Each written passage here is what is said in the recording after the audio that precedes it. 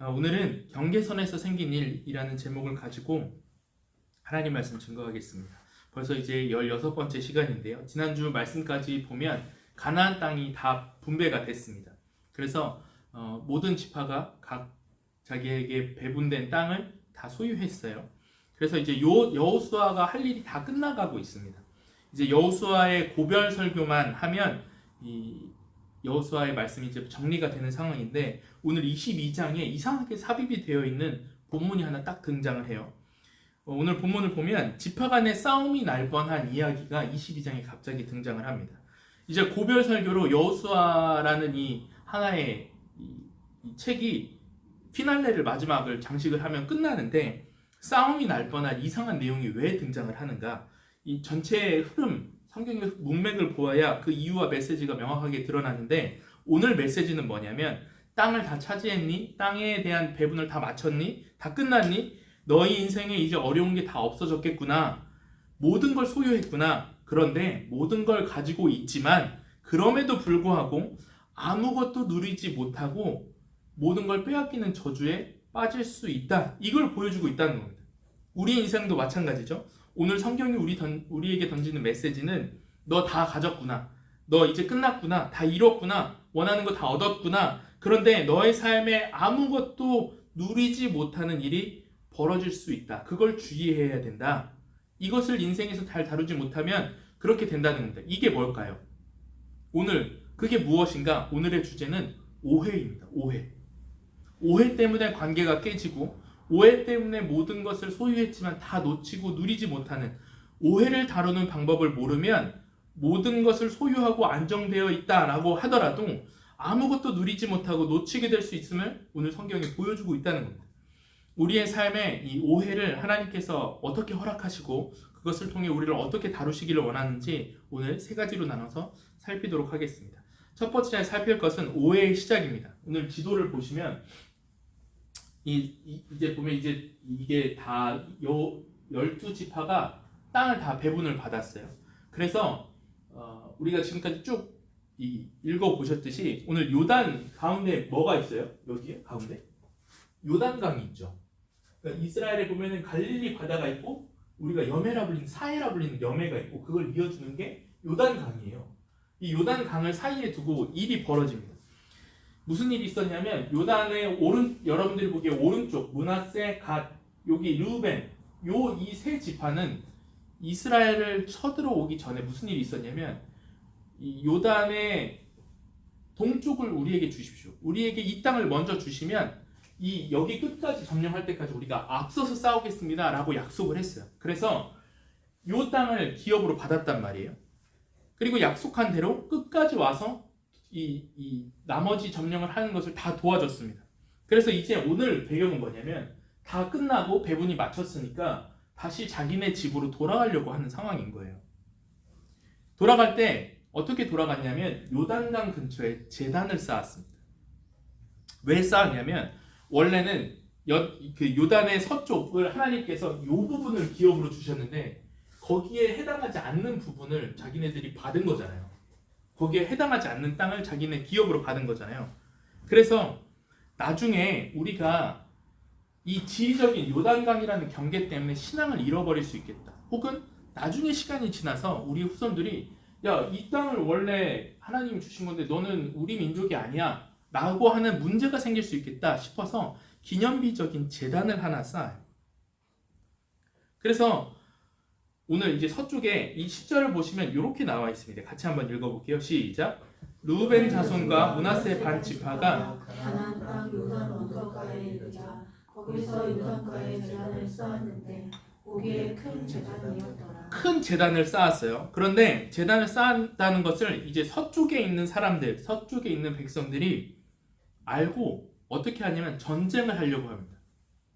전쟁을 하려고 발로 들고 일어납니다. 왜냐하면 하나님께서 어떤 명령을 하셨냐면, 제단을 쌓고 예배를 드리는 장소를 하나님이 정해주셨어요. 너희는 실로에서만 예배를 드려라 이렇게 정해주셨는데, 제단을 쌓는 것을 보니까 서쪽 사람들이 어떻게 생각했어요? 쟤네 또 우상 숭배한다, 쟤네 또 딴짓한다, 오해했다는 거예요. 이제껏 하나님의 명령을 어기고 계속 딴짓하면서 광야를 40년이나 돌고 가나안 정복하면서 아이성에서 무너지고 여러 가지 사건들을 계속 겪어왔잖아요. 서쪽 백성들이 봤을 때.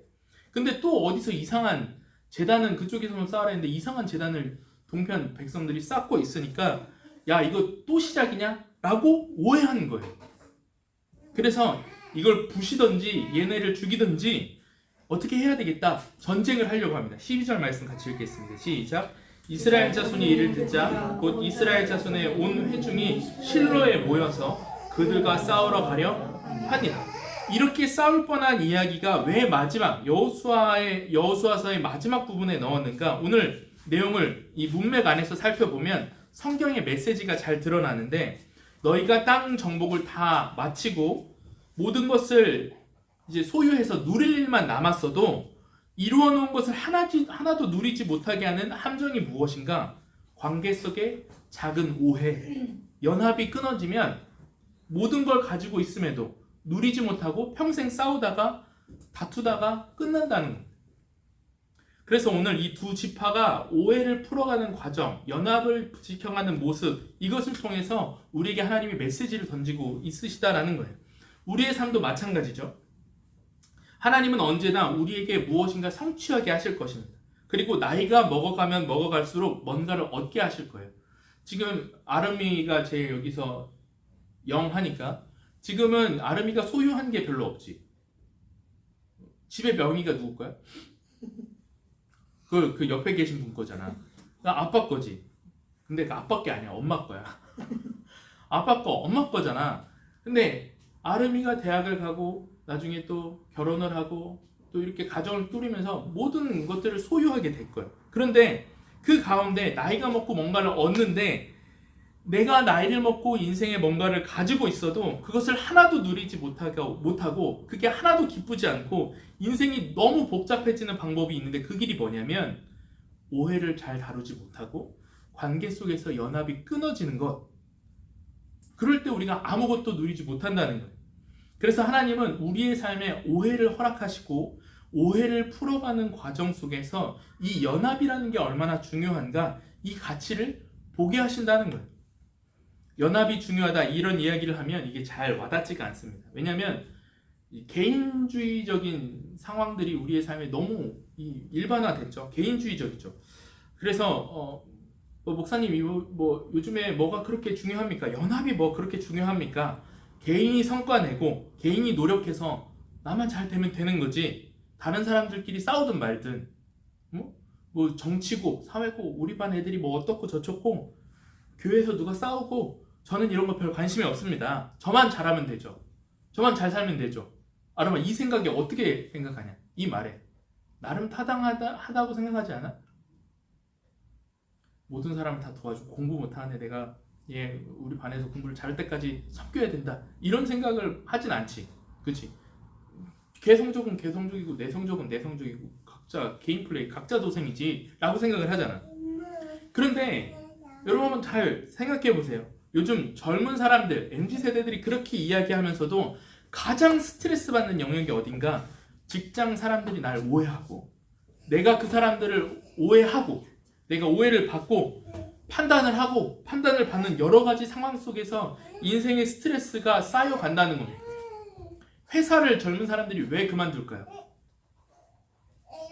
관계 안의 문제가 가장 큰 거예요. 물론 내 커리어가 끝나면 거기서 그만두는 사람도 있지만 관계 안에서 가장 어려움들을 많이 호소하고 있다는 겁니다.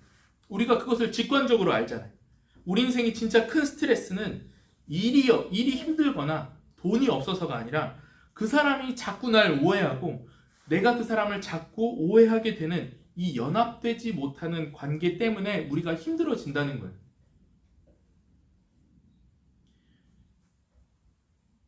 일본에 연합이 되지 못하기 때문에 일어나는 사회적인 모습이 하나 있는데 바로 지하철입니다. 지하철. 우리는 지하철을 어제 갈 때 지하철 타고 버스 타고 갔을 거 아니야. 버스를 타고 지하철을 타면 어떻게 돼요?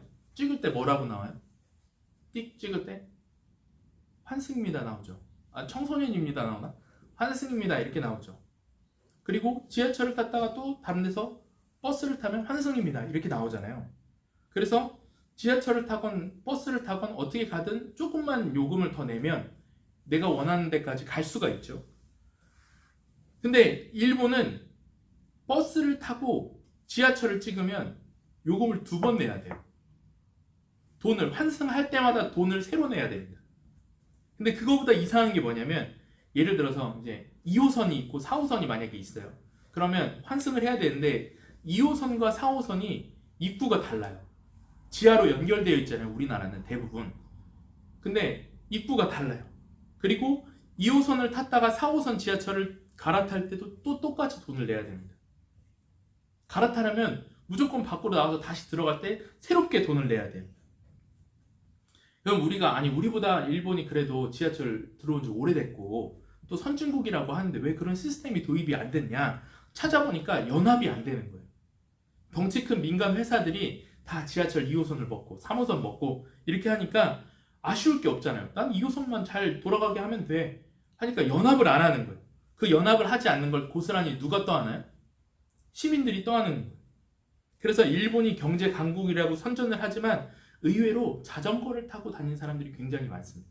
일본 그 만화나 이런 걸 보면 출퇴근할 때 지하철 찍는 것도 보이지만 자전거를 타고 출퇴근하는 모습을 많이 보잖아요. 왜냐면 환승 몇 번만 해도 통근비 왔다 갔다 하는 교통비가 10,000원이 그냥 훌쩍 넘어간대요. 그러니까 감당이 안 되는 거죠. 보십시오. 연합은 나랑 상관없지. 나만 잘 살면 되지. 지하철도 내가 다 깔고 여기만 우린 관리만 하면 되지. 그런데 사회 전체가 연합에 실패하니까 다 그 비용이 일반 시민들한테 다 전가되는 겁니다. 그래서 예수님께서 이렇게 말씀하셨어요. 마태복음 12장 25절에 함께 읽겠습니다. 시작. 예수께서 그들의 생각을 아시고 이르시되 스스로 분쟁하는 나라마다 황폐하실 것이요 스스로 분쟁하는 동네나 집마다 서지 못하리라. 오늘 본문이 바로 지금 우리에게 새로운 영적인 시각을 열어주는데 이것이 맞냐 저것이 맞냐 우리의 삶에 어떤 게 더 맞냐를 결정하는 것 중요하죠. 그런데 나이가 들어갈수록 한 가지를 더 볼 줄 알아야 된다는 거예요. 그게 뭐냐면 연합, 영적인 시각이 뭐냐면 연합의 가치를 볼 줄 알아야 된다는 거예요. 하나님은 이 연합의 가치를 어디서 깨닫게 하시냐면 우리의 삶에 서로를 향한 오해를 허용하시면서 우리의 삶에 오해가 생기게끔 하시면서 그것을 통해 연합의 가치를 깨닫게 하신다는 거예요. 그러므로 오늘 저와 여러분이 직장에서 누군가가 나를 오해할 때마다 반대로 내가 자꾸 그 사람을 오해하고 판단하게 될 때마다 언제나 기억해야 될 게 뭐냐면 이 오해를 풀어야 되는데 연합의 관점에서 하나됨의 관점에서 이 문제를 풀지 않으면 우리가 가지고 있는 그 직위, 우리가 가지고 있는 모든 것 그것을 아무것도 누릴 수 없고 관계가 다 깨지고 우리의 행복이 날아갈 수 있다는 것. 이걸 기억해야 한다는 겁니다. 그래서 오늘 하나님이 연합을 보여주고 계신다. 근데 무엇을 통해 보여주고 계신가? 오해의 과정을 통해 보여주신다. 이게 성경이 오늘 여호수아 22장을 통해 던지는 메시지라는 겁니다.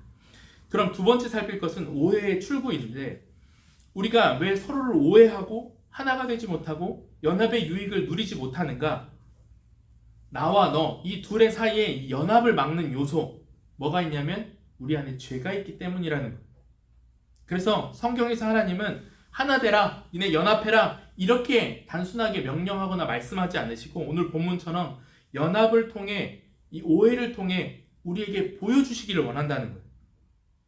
왜 우리가 오늘 연합할 수 없는가? 왜 우리가 오해에 휘말릴 수밖에 없는가? 두 가지를 우리가 생각해야 되는데 내가 남을 오해할 때가 있죠. 그리고 반대로 남이 두 번째는 나를 오해할 때가 있죠. 이 두 가지 속에 하나님이 오해라는 걸 통해서 내 안에 얼마나 죄가 많고 내가 얼마나 이기적이고 우리가 얼마나 연합하기를 어려운 죄인인지를 보여주신다는 거예요. 그래서 첫 번째 우리가 오해할 때는 무엇을 기억해야 되느냐? 우리의 말이 파괴냐 구원이냐 이거를 생각해 봐야 된다는 거예요. 내가 남을 오해할 수 있습니다. 그럴 때마다 생각해 봐야 될 게 뭐냐면 내가 지금 이렇게 오해하는 이 의도가 남을 파괴하고 그 사람을 망하게 하려고 하는 것이냐 아니면 그 사람을 구원하려고 하는 것이냐 이걸 알아야 된다는 거예요. 오늘 한번 이제 본문으로 돌아가 볼게요. 서쪽 지파의 사람들이 우상 숭배를 막고 싶었어요. 좋은 뜻이죠. 야 니네 거기에서 그렇게 제단 쌓고 예배드리면 큰일 나. 좋은 의도였어요. 그런데 뭐라고 해요? 니네 그러니까 전쟁에서 다 부숴버릴 거야. 이렇게 말하지 않고 동쪽 지파를 파괴하려고 하지 않고 뭐라고 하냐면 상대를 구원하는 방향으로 말을 합니다. 너희가 혹시 예배드릴 땅이 부족해서 그러니? 그러면 너희 땅이 좁아서 예배할 곳이 없어서 그러니? 문제가 있니? 그러면 내가 그 땅을 너희한테, 우리가 가지고 있는 땅을 너희한테 줄 테니까 거기서 예배를 드리고 그거 안 했으면 좋겠다. 파괴하지 않고 구원하려고 한다는 거예요. 19절 말씀인데 같이 한번 읽어볼게요. 시작. 그런데 너희 소유지가, 요게 이제 예배를 드리기가 어렵다는 거예요. 여호와의 성막이 있는 여호와의 소유지로 건너와 우리 중에 소유지를 나누어 가질 것이니라. 오직 우리 하나님 여호와의 제단 외에 다른 제단을 쌓음으로 여호와를 거역하지 말며 우리에게도 거역하지 말라. 우리가 남을 오해할 수 있어요. 이 사람들도 사실 오해였죠. 야, 우리 우상 숭배하는 거 아니야. 그럼에도 불구하고 상대를 파괴시키는 것이 아니라 구원하는 쪽으로 갔기 때문에 연합을 지켜냈다는 겁니다. 많은 사람들이 오해에 빠지지만 오해를 지나면서 연합을 지켜내지 못하는 이유는 오해를 마주할 때 사실 상대방을 구원하려고 하는 것이 아니라 나를 구원하려는 뜻이 그 안에 담겨있기 때문이에요. 그 사람이 나쁜 행동을 할 수 있죠. 그런데 그 사람이 나쁜 행동을 한 게 아니라 사실 내가 오해하고 싶다는 얘기예요. 성경은 지금 그걸 보여주고 있는 겁니다. 한 초등학생이 이런 거예요. 한 초등학생이 선생님의 사랑을 듬뿍 받고 있었습니다. 그래서 심부름도 칭찬도 다 이렇게 도맡아서 했어요. 선생님이 야, 현석아 가서 3반에 이것 좀 가져다 줘. 선생님이 무언가 필요하고 도움이 필요할 때마다 그 학생을 시켰단 말이에요. 근데 어느 날부터인가 선생님이 나를 부르지 않아요. 그리고 갑자기 다른 친구의 이름을 부르기 시작합니다. 야, 병진아, 네가 좀 갖다 줘. 그런가 보다 한두 번은 넘어갔는데 이게 계속 지속이 되니까 오해가 시작됩니다. 누구도 그렇게 생각하지 않는데 자기 생각을 주변에 뭐라고 말하고 다니냐면 한주야, 쟤 병진이 쟤 선생님한테 되게 잘 보이고 싶어서 그래. 야, 저거 다 가식이야. 쟤 칭찬받고 싶어서 저렇게 하는 거야. 쟤는 제 선생님, 제가 선생님 엄청 싫다 얘기했거든. 근데 앞에서만 저렇게 행동하는 거야. 이렇게 말하고 다닌다는 거예요. 실제 상황은 뭐였냐면 병진이가 자존감이 떨어지고 뭔가 사회적으로 이렇게 그 가정의 형편이 좋지 않아서 사회성이 좀 부족한 친구여서 부모님과 선생님이 좀 통화를 해서 이 친구가 조금 더 자립심을 가질 수 있게 이 친구를 이렇게 도와주십시오. 이렇게 계획한 거였어요. 그런데 왜 현석이는 오해하기 시작했어요? 어쩔 수 없이 오해한 게 아니라 오해하고 싶은 거예요. 왜 오해하고 싶습니까? 상대를 향한 오해, 그 안에는 언제나 내가 인정받는 가치, 내가 구원받고 내 존재를 찾고 있는 그 구원이 담겨 있다는 거예요. 이 사람은 선생님을 통한 만족이 중요했던 사람입니다. 그런데 방해자인 병진이가 나타나니까 저 병진이가 문제가 있다라는 것을 말해야 내가 정당성을 갖는 거예요. 결국에 오해 안에는 나를 향한 구원, 이 나를 향한 이기심이 숨어져 있다는 겁니다. 저와 여러분들이 우리가 하는 오해 속에는 절대 그 사람이 오해받을 만한 행동을 했을 수도 있죠. 근데 그뿐만이 아니라 내가 오해하고 싶은 그 마음이 숨어져 있다는 거예요. 그 사람이 나빠야 하고 그 사람은 가식적이어야 하고 왜? 그래야 선생님한테 인정받을 만한 가치가 있는 사람이 누구라고 이야기할 수 있는 거예요? 쟤는 아니고 내가 인정받을 만한 가치가 있는 사람이야. 지금 선생님 판단이 잘못되고 있는 거야. 그걸 그런 방식으로 증명하려고 하는 거예요. 한번 여러분들에게 묻고 싶어요. 이 초등학생이, 이 현석이가 자유해지는 방법이 무엇일까요? 1번, 이 병진이를 밀어내고 선생님한테 인정을 받는 게 자유해지는 것이다. 2번, 선생님의 인정을 벗어나는 것이 자유해지는 것이다. 어떤 걸까요? 2번이죠. 성경이 지금 그걸 이야기하고 있는 거예요. 내가 오해하는 것 속에는 내가 의존하고 그것을 통해서 내 정체성을 세우고 싶은 내 우상이 숨겨져 있다는 겁니다. 보십시오. 저 사람은 속이 텅 비어 있어. 저 사람 예쁜 척하는 거 봐. 지적인 우월함이 내 인생의 가치라고 생각했어요. 외모가 나의 인생의 가치라고 생각했어요. 나는 똑똑한 사람이기 때문에 가치 있는 사람이야. 나는 외모가 이렇게 출중하기 때문에 나는 가치 있는 사람이야. 그런데 내 외모에 대한 부족함이 상대방을 오해하게 만들어요. 나보다 더 예쁜 사람을 보는 순간 저 사람은 속이 비어있어. 쟤는 참 예쁜데 멍청해. 이렇게 얘기하는 거죠. 저 사람은 실력이 있어. 저 사람 내 인생의 실력이 내 어떤 가치라고 생각했어요. 그럼 저 사람이 나보다 실력이 더 좋은 사람을 만났어. 그럴 때 어떻게 얘기해요? 그래, 저 사람 실력은 있어. 근데 인격이 좀 별로야.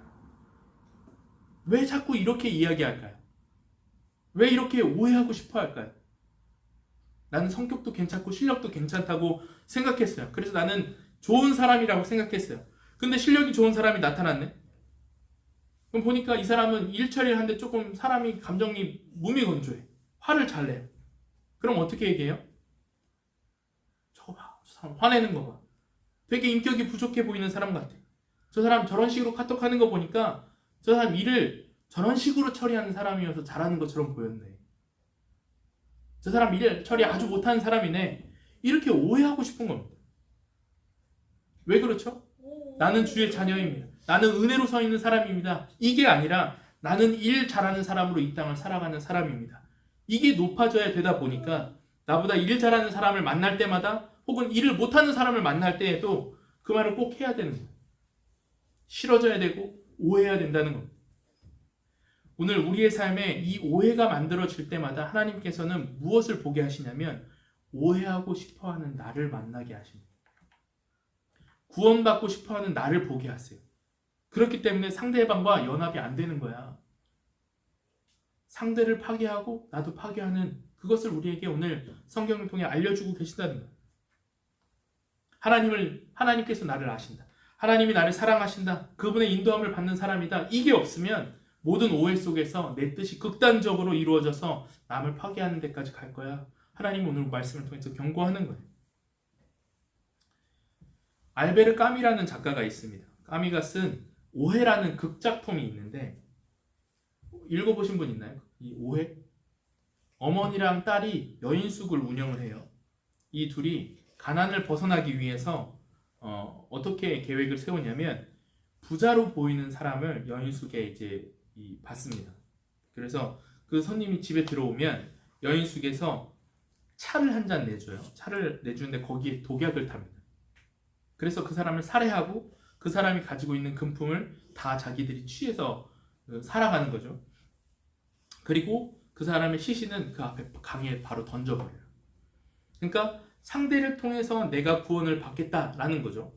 근데 이 어머니와 딸이 계속 범죄를 저지르다가 어느 날 젊은 남자가 부자처럼 보이는 젊은 남자가 여인숙에 들어오는데 이 계획을 또 세우는 거죠. 이 사람을 어떻게 죽여야 되는가.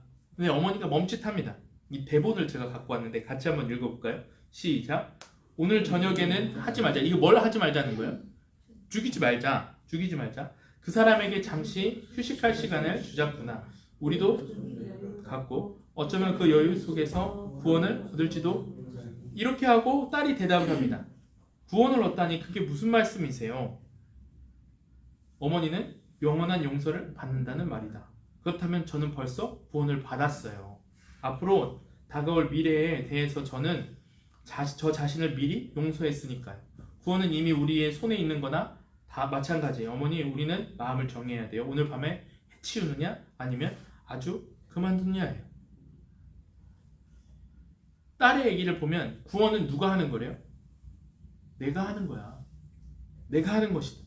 내 뜻대로 상대에게 행동하면, 내가 판단하고 싶은 대로 판단하고 그 사람한테 행하면 내가 그 사람의 금품을 통해서 구원을 받을 수 있을 것이다. 그래서 그 남자를 결국 죽입니다. 그리고 그 남자의 이제 물품을 다 확인하는 중에 여권이 나와요. 여권을 보니까 알고 보니까 20여 년 전에 이 집을 떠난 아들이었어요. 오빠이자 아들이죠. 이 남자가 왜 자기가 아들이라고 말을 못했냐면 20년 만에 찾아오니까, 부자가 돼서 찾아오는데 너무 허름한 여인숙을 하고 있으니까 이 어머니한테 얘기를 못한 거예요. 용서를 구하러 온 건데 얘기를 막 꺼내지 못하는 거죠. 그러니까 이 사람들, 엄마와 동생은 이 사람을 또 다른 범죄의 대상으로 오해한 거죠. 죽여버립니다.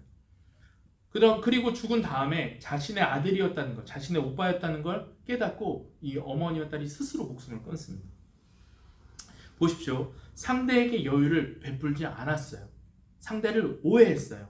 내가 판단하고 싶은 대로 하면, 그렇게 진행하면 그것을 통해서 내가 구원을 받으리라고 생각을 했어요.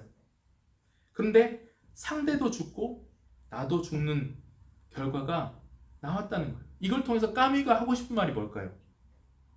상대를 파괴함으로 나의 뜻을 이룬다? 아들인 줄 몰랐죠? 오해가 늘 그런 식이라는 거예요. 내가 여기에서 내 아내를 이기면, 내가 그 사람을 이기면, 내가 그 사람을 내가 판단하고 내가 옳으니까 이렇게 행하면 내가 원하는 구원을 성취할 수 있을 거야. 근데 까미는 뭐래요? 아니야, 그게 너도 죽일 거야. 이렇게 얘기한다는 거예요. 우리의 오해가 그렇다는 거예요. 그런데 상대에게 출구를 주면 그것이 곧 나의 구원이 될 수 있다라는 거예요. 그걸 까미가 보여주고 있다는 거예요. 오늘 서쪽 지파가 오해할 때 연합을 지킬 수 있었던 이유가 무엇이냐면, 그 오해가 아무리 올바른 일이고 아무리 좋은 것이라 할지라도 내 뜻을 이루기 위해서 상대방을 파괴하는 쪽으로 가면 안 된다는 거예요. 하나님께서 오늘 우리에게 그거를 말씀하시는 겁니다. 너는 왜 걔가 계속 싫어? 너는 왜 걔를 자꾸 미워해? 왜 그렇게 그 사람 속에 너는 그렇게 오해하고 싶니? 왜 그 사람의 말을 주변에 그렇게 자꾸 하고 다녀? 그 사람을 구원하고 싶은 게 아니라 그 사람을 파괴함으로 네가 구원받고 싶은 거잖아. 이걸 보여주고 있다는 거예요. 연합할 때 상대에게, 우리가 오해하는 상황에서 연합으로 나아가길 원한다면 상대방에게 출구를 줘야 하고 상대방을 파괴하지 말고 구원해야 된다는 겁니다. 그러므로 여러분 기억하십시오.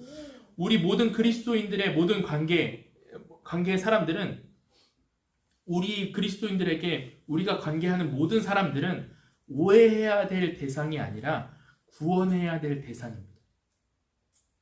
우리가 언제나 이 마음이 있어야 된다는 거예요. 이게 오해의 출구라는 거예요.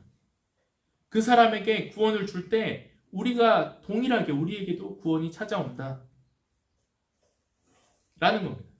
두 번째로, 우리가 오해받을 때도 있죠. 우리가 오해할 때도 있지만 오해받을 때도 있는데, 오해를 받을 때 하나님께서 우리의 그 오해를 그 받는 상황을 통해서 일하시는데, 그때 우리는 어떻게 대처를 하느냐, 누군가 나를 오해할 때 어떻게 하냐면, 무엇을 생각해야 되냐면, 내가 실망하느냐 혹은 설명하느냐, 여기에서 잘 판단을 해야 된다는 거예요. 우리가 오해를 받습니다. 그때마다 실망이냐 설명이냐 이걸 기억해야 된다는 거예요. 오늘 동쪽 지파가 오해를 받았죠. 그래서 동쪽 지파가 오해를 받았을 때 어떻게 이야기하냐면 설명합니다. 오늘 동쪽 지파의 행동이 왜 일어났는지, 후손들을 위해서, 신앙을 잃어버리지 않기 위해서 이렇게 한 거야. 우상을 섬기려고 한 게 아니야. 이렇게 설명을 해요. 니들이 내 뜻을 뭘 알아? 이거 내가 진짜 신앙을 찾기 위한 거야. 이렇게 이야기하지 않고, 내 뜻이 거룩했어도, 내 뜻이 옳았어도 그것을 설명하기 시작합니다. 24절부터 26절 말씀 같이 한번 읽어보겠습니다. 시작. 우리가 목적이 있어서 주의하고 이같이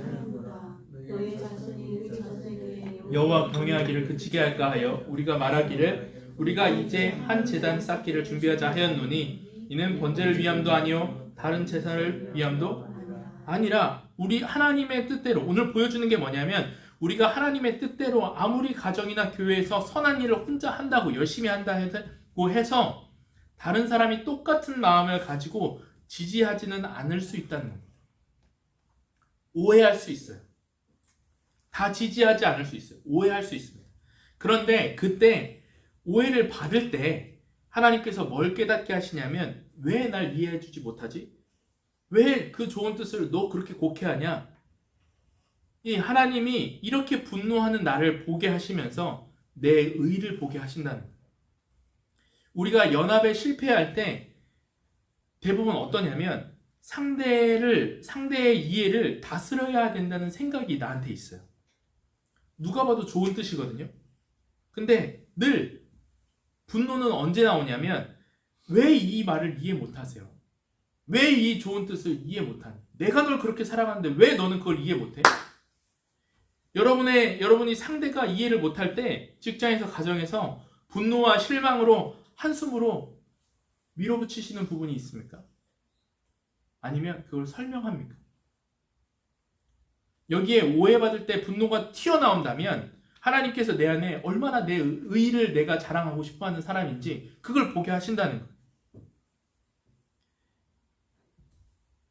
그게 뭐냐면 내 좋은 뜻이 있는데 이 좋은 뜻이 상대 때문에 방해를 받으면, 상대가 이것을 따르지 않으면 내 인생이 어려워질 것이다라는 믿음이 우리 안에 있다는 거예요. 그 자기 의 안에, 우리 의 안에 그게 숨겨져 있다는 거예요. 저 사람이, 이 사업이 저 사람의 오해 때문에 더 진행이 안 된다면 나는 하나님 앞에서 인도함을 받지 못할 것이다. 이런 불안감이 우리 마음에 의로 숨겨져 있다는 거예요. 이게 이루어져야 되는데 저 사람이 날 오해하네. 이게 이루어져야 되는데 저 사람이 날 비난하네. 오늘 이 속에 상대에게 설명하려고 하는 것이 아니라 비난하고 비판하고 실망한다는 거예요. 그런데 오늘 동쪽 지파가 내 좋은 뜻이 있어도 상대가 오해할 때 뭐라 그러냐면 오해해도 괜찮다.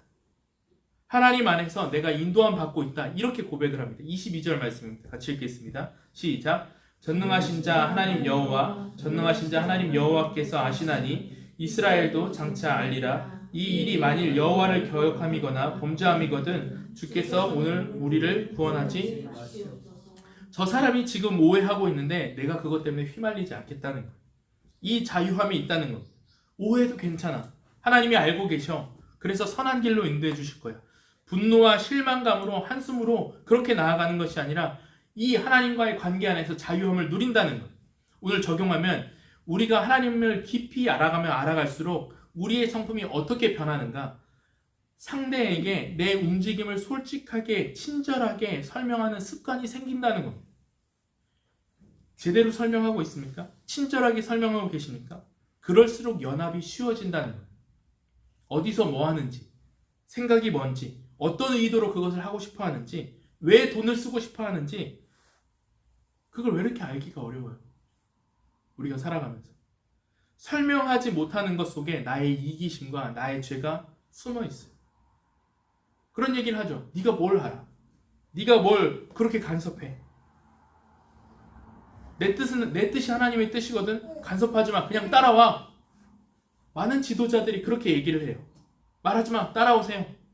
믿음으로 설명하지 않는다는 거예요. 우리가 뭐 그렇죠. 아니 내가 사정이 있어서 지각을 좀 하겠다는데, 학교에서 너 왜 지각했어? 선생님 제가 좀 사정이 있어서 지각했는데 왜 그걸 물어보세요? 설명하지 않아요. 내가 알아서 할 테니까 니네끼리 알아서 해. 오해한 것 자체가 네 잘못이야. 왜 네가 그걸 신경 써? 여기서부터 분열이 시작된다는 겁니다. 상대의 오해를 무시하고 분노하고 계시는 그 상황, 그 실망과 오해 속에 분열을 설명하지 않는 것, 이 분열하고 있는 이것이 연합이 망가지고 설명하고 있지 않다는 증거라는 거예요. 언제 설명할 여유가 생기냐면 오늘 동쪽지파 굉장히 자존심 상할 일이에요. 우상숭배라고. 내가 하는 일이 우상숭배라고. 만약에 여러분 여기에서 이렇게 설교하고 예배 드리는데 어떤 사람이 와서 이 교회 사입이라고 얘기를 하면 얼마나 제가 자존심이 상하겠어요. 그때 어떻게 우리 사입이 아니라고 막 화내면서 분노하고 표출하는 게 아니라 설명하는 거야. 아니라고, 우리 교회가 역사가 이렇게 됐고. 마찬가지예요. 좋은 뜻인데 열심히 일하고 내가 회사를 위해서 경영하고 열심히 일하는데 제 돈 벌려고 그렇다고, 제 자기 직위 높아지려고 저런다고. 하나님의 뜻을 보고 내 옆에 사람 하고 어려운 도와줬어요. 근데 제 저거 가식이라고 오해를 듣잖아요. 그때 언제 이걸 설명할 여유가 생기냐면 상대가 날 오해해도 내 삶에 하나님의 인도하심이 있다. 상대가 내 의도를 곡해해도 나는 친절하게 설명할 수 있다. 왜? 내 삶에 하나님의 인도하심이 있습니다. 그 사람의 오해 때문에 내 인생이 맡기지 않는다. 여러분 그 확신이 있으십니까? 직장에서 여러분들의 성과를 오해할 수 있습니다. 학교에서 여러분들의 공부하는 걸 오해할 수 있어요. 남자친구가 여자친구가 날 오해할 수 있어요. 아내가 남편이 날 오해할 수 있어요. 그럴 때 팀장님, 상무님, 사장님, 제가 오해가 있으신 것 같은데 이거 다시 한번 설명을 드리겠습니다. 이 여유가 언제 나오는가? 당신의 그 오해 때문에 내 인생이 막히지 않는다. 나는 당신에게 분노하지 않습니다. 왜? 전능하신 주 여호와, 전능하신 자 하나님 여호와, 그가 아시나니. 여기서 우리의 삶에 오해가 풀리고 연합이 이루어진다는 것. 이게 오해의 출구를 출구, 오해를 통해서 일하시는 하나님이 연합의 가치를 깨닫게 하시는 일하심이라는 거예요. 마지막 세 번째, 연합의 회복입니다. 오늘 까미가 마지막에 이야기하고 싶은 게 있어요. 까미가 볼 때 인간 사이가 너무 오해가 많이 생기니까 그러면 어떠냐? 오늘 이제 오해가 생긴 이유가 아들이 자기의 신분을 밝히지 않아서, 자기가 아들이라는 걸 밝히지 않아서 죽은 거잖아요. 근데 그것을 통해서 까미가 이야기하고 싶은 말이 뭐냐면, 인간이 솔직해야지, 그래야 연합하지. 우리 거짓말 하지 말자, 거짓되게 살지 말자, 솔직하게 말하자. 이게 까미의 실제의 말입니다.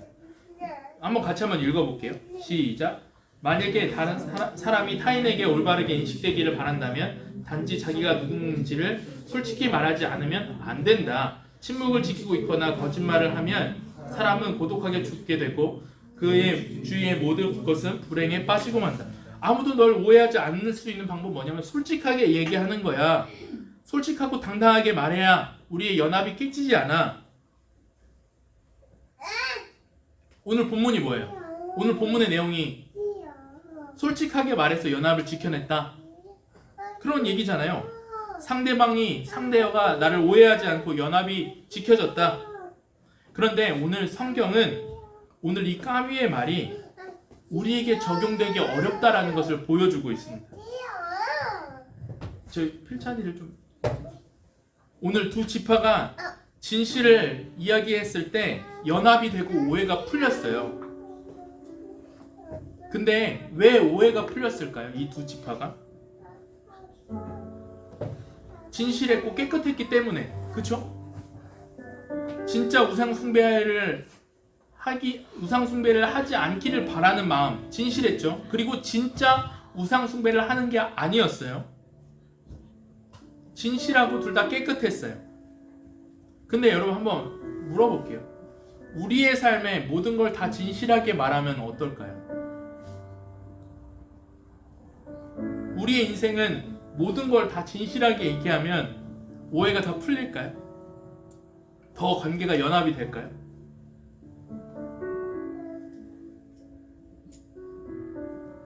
우리의 마음이 아까 그거였잖아요. 널 오해하고 싶어. 너가 무능한 사람이었으면 좋겠어. 네가 말하는 그 친절이 가식이었으면 좋겠어. 너가 그 외모에만 집착하는 사람이었으면 좋겠어. 그거를 상대하게 그렇게 얘기해보세요. 진실하게. 야, 난 너가 나보다 공부 못했으면 좋겠어. 야, 네가 급여 받는 게 난 정당하지. 네가 더 일했으면 좋겠어.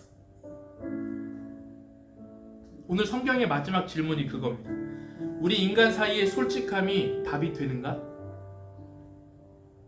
그래서 어떤 서평가가 이 까미라는 글을 평가하면서, 까미의 이 오해를, 극작품을 평가하면서 되게 이상하다라고 평가를 해요.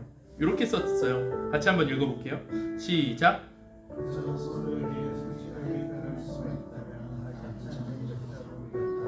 그러나 있는 그대로 그게 문제였다.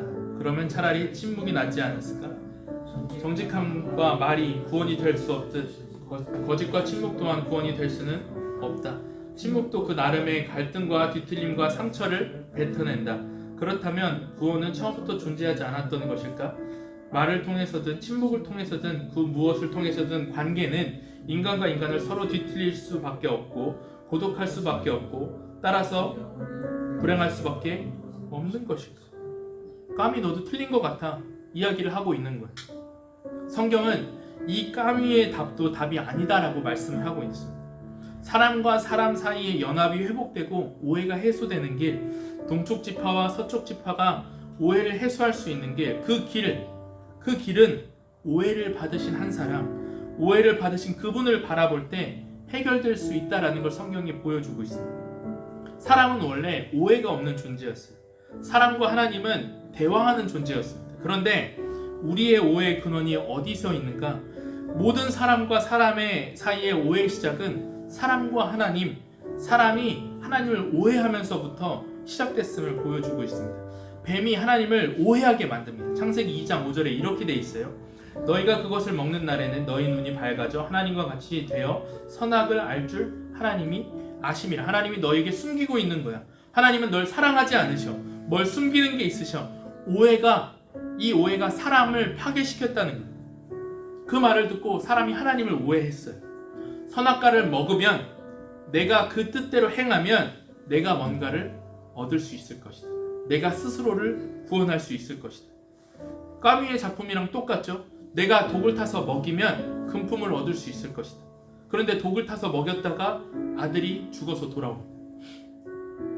내가 하나님을 오해하고 선악과를 먹자 하나님과의 관계가 영원히 끊어지는, 나를 파괴하는 방식으로 결과가 돌아옵니다. 그 대가로 사람에게 죽음이 왔습니다. 여러분, 죽음이 뭐예요? 이 오해의 결과가 영원히 지속되는 거예요. 하나님과의 관계가 영원히 끊어지는 거예요. 우리는 하나님을 알 수도 없고, 하나님을 볼 수도 없고, 하나님을 느낄 수도 없고, 하나님에게 우리에게 뭔가 말을 걸 수조차 없는 하나님과의 관계가 영원히 단절되는 거예요. 근데 오늘 까미의 극작품에서 나오는 엄마가 아들을 오해해서 죽였죠. 그 엄마의 뜻, 엄마가 자기의 뜻 때문에 아들이 죽어서 돌아옵니다. 그러나 하나님의 아들은 나의 그 오해를 사용하셨어요. 내가 하나님을 오해해서 아들을 죽입니다. 그러나 아들은 그 오해를 사용하셔서 나를 구원하시기를 결정하셨어요. 아까 까미의 스토리랑 다르다는 거예요. 이 아들이 오해를 품는 장면이 마가복음에 나오거든요. 마가복음 15장 31절, 이거 마지막으로 읽고 우리 기도하겠습니다. 같이 한번 읽어보겠습니다. 시작. 그와 같이 대제사장들도 서기관들과 함께 희롱하며 서로 말하되 그가 남은 구원하였을 때 자기는 구원할 수 없다. 저거 봐, 구원자가 아니네, 죽이면 되겠네. 오해죠. 내가 하나님을 끝까지 오해했습니다. 하나님이 이렇게 행동하시는 거 보니까 나와 함께 하지 않으시네. 하나님, 내가 인생을 이렇게 꼬이게 하시니까 하나님 나 사랑하는 거 아니네. 내 마음대로 행동했어요. 그러나 하나님은 그 오해를 허용하셨습니다. 우리의 삶에 하나님에 대한 의문과 질문과 알 수 없는 반항심이 들 때 그 오해를 하나님이 사용하셔요. 죄를 지을 수 있습니다. 그런데 하나님이 어떻게 그것을 사용하시냐? 그 오해를 허용하시면서 구원하신다는 겁니다. 그 죄의 대가가 어려울 거예요. 그 죄의 대가가 끔찍할 겁니다. 그런데 하나님께서 죄의 대가 속에서 내 오해를 사용하셔서 하나님에 대한 관심으로, 하나님께서 내 오해를 사용하셔서 하나님에 대한 그 기쁨으로, 하나님에 대한 궁금증으로 그것을 그렇게 사용하신다는 거예요. 내가 내 오해를 그렇게 사용했으면 내가 멸망되고 파괴되어야 되는데 하나님은 그 아들을 통해서 나의 죄를 씻기시고 십자가 안에서 그 영원히 끊어지는 걸 막으심으로 다시 이 오해를 구원으로 바꾸셨다는 거예요. 까미의 스토리보다 더 아름다운 스토리가 여기 있다는 겁니다. 그래서 하나님께서 내가 하나님을 오해해서 하나님과 끊어졌는데, 아들을 죽였는데 오히려 하나님께서 나를 살리시는 그 길이 이 오해를 사용하신 길이라면, 내가 오늘 이 오해의 상황 가운데 동일하게 오해로 반응하지 않고 오늘 우리에게 내어주신 그분이 아들까지 기꺼이 내어주면서 그 오해를 풀려고 하신 분이라면, 내가 오해하고 싶은 이 마음 가지고 나를 구원할 수 있지 않음을 내가 확신하고 오해를 풀어가는 방향으로, 내가 연합하는 방면으로 내가 친절히 설명하고 내 삶 안에 주셨던 이 관계들 안에서 다른 사람들을 오해하고 싶다는 내 마음을 내려놓고, 그 아들을 죽였음에도 죽인 나까지 구원하신 그 주님 앞에 내가 오해하지 않는 사람으로, 연합을 지키는 사람으로 내가 세워지길 원합니다. 이 땅에서 남에 대한 오해하고 싶은 마음이 들 때마다 저 사람 왜 나를 싫어하지? 저 사람 나 왜 오해하지? 나 저 사람 오해하고 싶어라는 마음이 들 때마다 하나님, 내가 그 안에서 구원을 찾지 않고 내 안에서 있는 이미 그 구원을 주신 구원을 붙잡는 자가 되기를 소원합니다. 이렇게 나아갈 수 있다는 거예요. 그래서 여러분들의 삶에 이 오해하고 싶고 오해를 받는 상황 앞에서 오늘 말씀처럼 하나님께서 이 오해를 통해서도 우리의 삶에 새로운 길을 여셨음을 기억하고, 오해하는 일 속에 하나님을 체험하고 오해하는 자로 남아있는 것이 아니라 오해를 지키는, 오해를 통해서 연합을 지키는, 그래서 그것을 통해 자유를 누리는 저와 여러분 되기를 주님의 이름으로 축원합니다.